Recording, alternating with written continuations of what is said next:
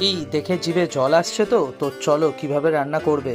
স্ক্রিনে দেওয়া সমস্ত উপকরণগুলোকে একটা ফ্রাইং প্যানের মধ্যে আমি হালকা ড্রাই রোস্ট করে নেবো। আমার কাছে গোটা গোলমরিচ ছিল না বলে আমি গুঁড়োটা ইউজ করেছি। দেন সুন্দর পাউডার বানিয়ে নিয়েছি। দেন একটা কড়াইয়ের মধ্যে তেল গরম হলেই দিয়ে দেবো কিছু পেঁয়াজ। পেঁয়াজটা হালকা লাল লাল ভাজা হয়ে গেলে ওর মধ্যে একটু জল দিয়ে কাশ্মীরি লঙ্কার গুঁড়ো, নুন আর হলুদ দিয়ে একটু ভালো করে নেড়ে চেড়ে নিয়ে ওই তৈরি করার নতুন মশলাটা এর মধ্যে দিয়ে অ্যাড করে একটু জল দিয়ে নেবো। দেন তার মধ্যে দিয়ে নেবো হচ্ছে একটু টমেটো, আদা রসুন বাটাতে বেশ ভালো করে কষিয়ে নেবো। যেই তেল বেরিয়ে যাবে সাথে সাথে দিয়ে দেবো চিকেনগুলো দিয়ে। এবার শুরু হলো তোমার সাথে তোমার চিকেনের পরীক্ষা। এবার কি ভালো করে কষতে থাকুন, কষে কষে দেখবেন না যাতে কড়াইয়ের আবার ছাল বাকড়া তুলে দেবেন না। শুধুমাত্র মাংস কষবেন, একটু নুন দিয়ে দেবেন, তারপর জল ছেড়ে আসলে তার মধ্যে আলুটা অ্যাড করে দেবেন। আলুটা দিয়ে যেই কষা হয়ে যাবে তার মধ্যে কসুরি মেথি আর দই দিয়ে বেশ ভালো করে নাড়াচাড়া করুন। বাস 10 মিনিটের মধ্যে আপনার চিকেন রেডি।